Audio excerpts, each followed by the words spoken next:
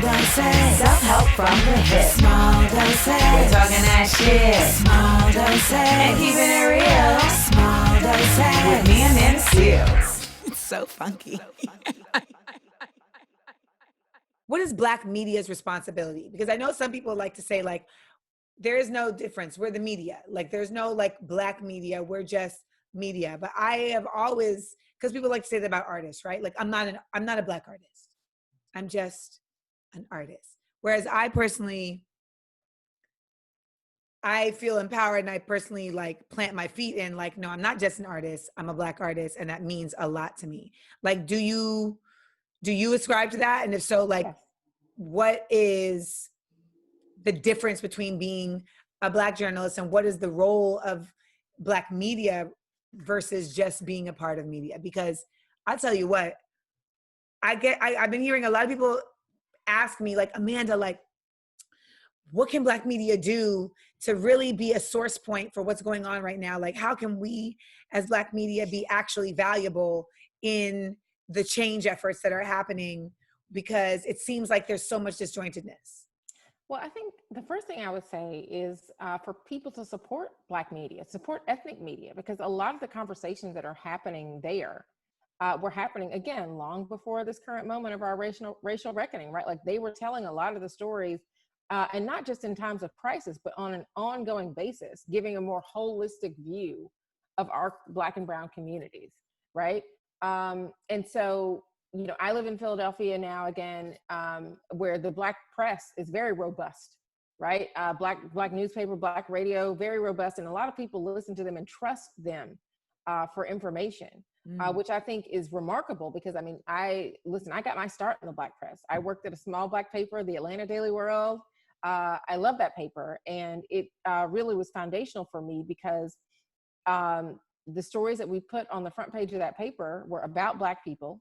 They were written by Black people in important positions, you know, the mayor or the police chief or the district attorney, like, all those people were Black, right? And so we're writing about them. And so what that taught me from a very early age in my career was that our stories mattered, right? And that I shouldn't have to fight to prove why they mattered or why we should be writing about something that pertained to Black people, right?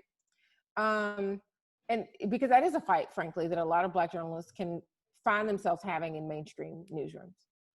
And it is a fight that we don't always win, and it is a fight that can wear people down and force them out of the business, right? But in this moment, I think, you know, Black journalists really, especially in mainstream newsrooms, telling the truth about America to really help facilitate the kind of change. I mean, like, the goal of journalism should be to help to end systemic racism in America. That should be a goal of ours, right? Yeah.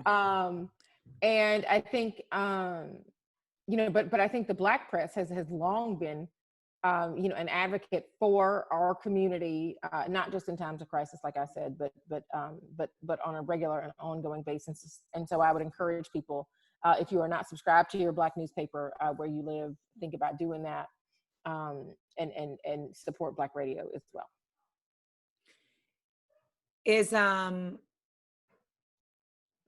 there a reality? Like, I had suggested at one point, like, that there, and maybe this has happened.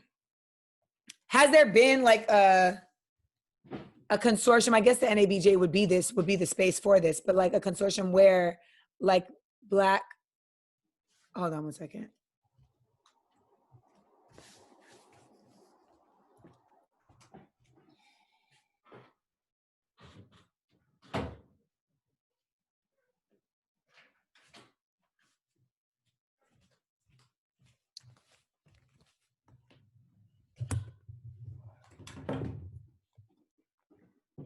Has there been a conversation in this recent month? Has there been, like, I always call them Google Chats, but just like a meeting of the minds amongst, like, just Black media sources, and specifically saying, like, how do we make sure that we are moving in tandem in this time? Does that even feel like a thing that needs to happen? Well, I mean, I think you're seeing Black journalists in some major newsrooms that are banding together to force these conversations, right? You've seen that at the New York Times, you've seen that at the Washington Post, you've seen that at the LA Times right now. And these are folks who, I mean, this is not a new conversation in a lot of these newsrooms, right? No, of course not. But they are fed up and they are demanding change. Because I mean, I really have to say that I am gratified to be in a newsroom that is 162 days old, where we are building the culture that we want instead of trying to fix it. Yeah. I could not imagine working in a newsroom where I was literally writing about systemic injustice, only to have to confront that with my employer. Like I can't imagine that environment. But that is what is happening now. And frankly, I think that that's immoral, and I think that Black journalists should not have to do that. And they many of them feel the same way, which is why they're speaking up in this moment and trying to make things different, not just for now, but going forward. And for the Black journalists that will come to work in those newsrooms after them, right? They're trying to change that. And so I think that's very important. I think it's hugely important. But those conversations are happening, and Black journalists are encouraging each other across the industry, whether they're in those newsrooms or elsewhere. Because I know, like, when Blackout Tuesday happened, people were like, now see, we would have been on the same page with this if all the Black media had reported about this in the same way, you know, or if there had been some type of source point that was a known space for, like, this is where you go to get the Black facts. Do you agree? Is that even realistic? Because I know there's a Blackout Tuesday supposedly happening right now. I just found out about because someone sent me a DM, like, support Black businesses. And I was like, oh, is that what's happening today? I mean, we are covering this movement, but we are not, we're not part of it, right? Like we're not, we don't work for them or work with them. Who's them? But with the folks that are pushing for this change in the streets of America, right? Like we're covering that movement, right? But we are not a part of it, and I think that that's an important distinction for people to understand. So, like, yeah. But how are you not a part of it?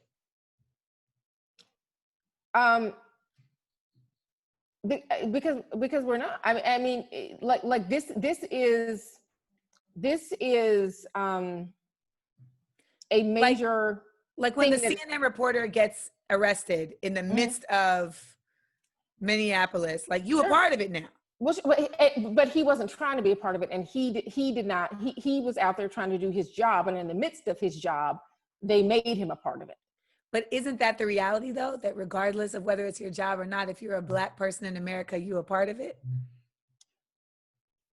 As a Black journalist, you can feel compelled to report on it, but you will not see me at a protest wearing a Black Lives Matter shirt, holding up a sign. Like, you're not. That's not my role in this.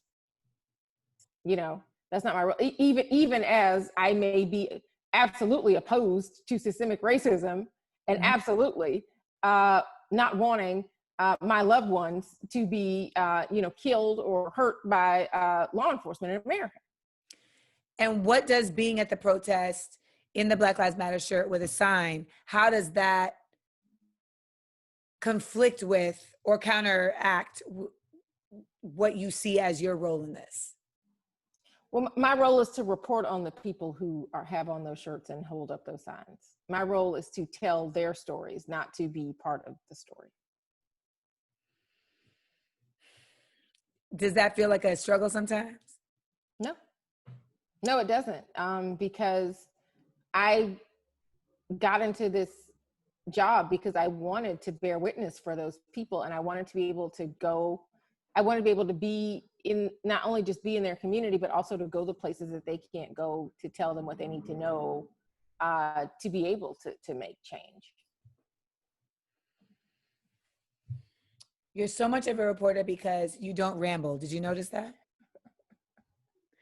This is the only time where I really be like, oh, okay, I need another question right now because I'm waiting for 2 more sentences. Like, no, Errin has made the statement. The statement is complete. And that is that. Silence is very effective. It's very effective. You say what you need to say, you get out, you know. Economy of words. Yeah, definitely an economy of words at all times. I don't know. You should. I hope my editor's listening to this. I don't think they always think I use an economy of words.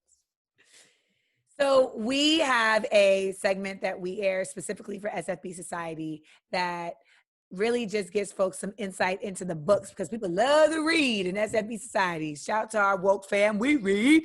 And I would love to know if there are any books that you read or that you're reading that have informed your journalism and the tenets by which you journalize. Yeah, sure. So I've got like a whole bookshelf behind me. You'd think I'd be able to just rattle this off.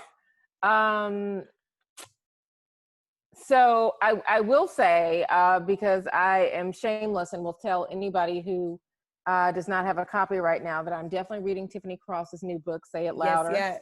I have not started yet. I just got it yesterday, so give me a minute.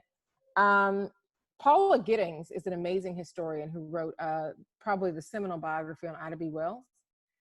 It's a big book. It's a read, but I love that book so much, and I love Ida B. Wells' story so much. So I would definitely, and she just is a journalism ancestor who gives me a lot of strength and fortitude as I try to do this job. A lot of people don't know that Ida was a journalist. Correct. Right. They really think like she was a teacher and that was that. And right. So they should read the book ASAP. The Warmth of Other Suns by Isabel Wilkerson, who has the book coming out this, I think actually in August or September. She's got another book coming out. But The Warmth of Other Suns is about the history of the Great Migration, which is a huge and like super broad topic. Like you would think, how could anybody ever wrap their mind around the literal the migration of people like within their own country, right? But it was one of the, if not the most transformative event in our country. It was one of the most transformative.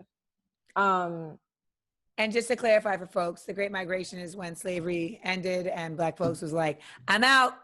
And yeah, I mean, after people made moves. Yeah.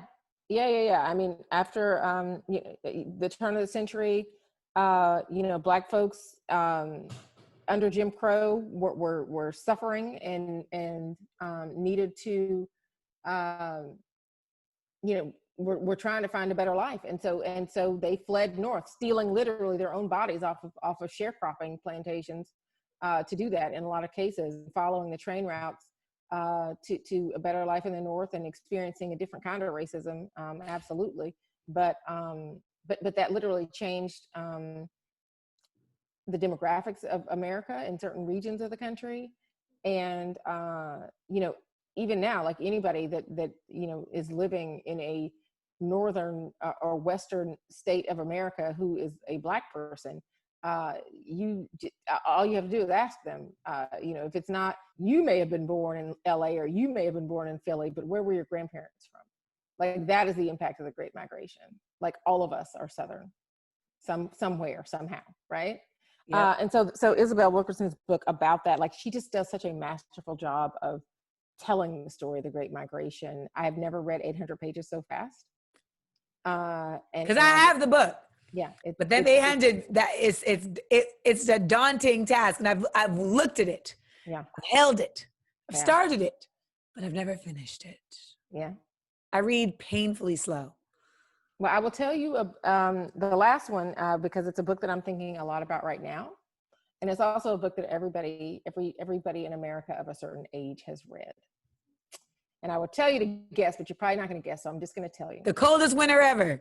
Girl, yeah, that's it. Yeah. No, The Bluest Eye. No. No, it is not either one of those, although those are also books that people should read if they have not. But no, To Kill a Mockingbird. Yes. To Kill a Mockingbird is 60 years old this week. And I am thinking a lot about what that means as we are in the midst of a racial reckoning, because that book is really a mirror for a lot of people, I feel like. Right. What people's reaction to that book and to that story is as powerful as the story itself. So if you haven't read To Kill a Mockingbird in a while, I would say reread it and talk about it with somebody you know, because it's a very different experience to read as an adult. Harper Lee. Harper Lee, the God. Yes. I love that. Why is Harper Lee the God? Why do you? Oh my God, because she the truth that she told about America, like people name their dogs and their children after Atticus. Like her impact, that so many, there is not a child born after 1960, no, after 1970, who doesn't know, yeah, after 1960, who didn't read that book. Like you had to read that book in school, right? Yep. Like, so her impact was profound. And I think also the book that was released later, the book that you know, I think she didn't want out, Go Set a Watchman, like that set people off even more, right? The idea that Atticus Finch might have been, you know, involved with like a white citizens council, like, P.S. Atticus Finch was not a real person, just reminding folk. I know Gregory Peck brought him to life, but he was actually a fictional character. But like the need in this country's imagination for Atticus Finch as the good white person and the white savior, right? And I think, I mean, rereading this book now and thinking about this book in this current context, like Tom Robinson's the hero of that book. It's not Atticus. But nobody ever thinks that, nobody's naming their kid after Tom Robinson. No, it doesn't have the same flair, the same panache. It doesn't. No. But you got flair and panache, Errin. So do you, my friend. It's a mutual flair and panache society up in here. I'm so glad that we were finally able to get you on Small Doses. For the record, y'all, we were originally supposed to record, and then George Floyd's memorial services were happening that day. And so Errin had to cover that. And we are finally able to, you know, regroup and get on this podcast. I think we've seen a lot happen since that time. Absolutely. Yeah. And this is an on-time conversation. Don't you worry. I feel like I'm in conversations every day where people are like, I don't know if this is going to last. I don't think this is going to last. I don't know. And I'm just like, well, we're still talking about it. We're still in it. Yeah. So hopefully we will continue on in a better space of consciousness. And that's at the very least what we can do from this point forward than we were before. So the work that you're doing as a journalist, I strongly believe is at the foundation of that. I really feel like we can talk about action all day, and it's necessary. But if people don't have the information or they don't even have the inspiration, then it really just ends up being hollow words or, you know, just tasks being done to not look like you ain't down with the get down. Right. Like I'm posting this black square because everybody else is doing it. And it's like, okay, but how are you going to defund the police without, you can't go about defunding the police and just do it because everybody else is doing it. You have to actually care. You can't vote. Or even what the idea of defund the police means, right? Like journalists have a responsibility to explain that to people. Now that is a part of our national conversation. Exactly. Yeah. So, well, on that, let's take this out with that. What does it actually mean? You know, I think when you defunding the police is about creating financial priorities in city budgets that mean that the police are not going to be the first responders to issues like mental health, to issues like addiction, you know, to issues like domestic violence, right? Like what if those resources were diverted to programs that actually addressed those issues so that, 911 and everything that could possibly invoke for a Black person is not brought into play for people in those situations. People who want help, people who need help, right? But who don't want that cry for help to end with their life ending. potentially. Thank you. That's a journalist. All right. Vestiges. Hashtag vestiges. So Errin, they can check you out at the 19th. They can absolutely check me out at the 19th. We are at 19thnews.org. I encourage everybody to go to the website, sign up for our newsletter, which publishes a few days a week, and stay tuned for our launch, which is coming later this summer. And I'm super, super excited about that, as we are also about to celebrate the centennial of the 19th Amendment, which guaranteed the right to vote for some women, but not all women. So we definitely can have another conversation about that if you want. Ba-dum-bum. There's that. Thank you all. Thank you, Errin. And make sure you go out there and keep on reading and keep on voting and keep on supporting real journalism that is rooted in actual information. You can get your kicks other places, but a balance. Balance is good. Balance is good. And if you see my Twitter feed, I believe that. So, all right. Thanks, Amanda. Bye. Thank you, Errin. Appreciate you for being a ratchetemic. You got it. Exactly. That is also my Twitter bio now. So you got it. Peace.